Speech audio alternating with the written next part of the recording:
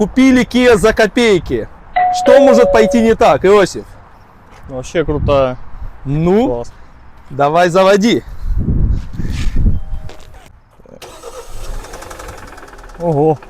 А вот и ответ. Опа! Опа, Ого. кажется, там кто-то барабанит. Может, это Kia SOS режим? Ого. Пишите в комментариях, капиталка или мусор.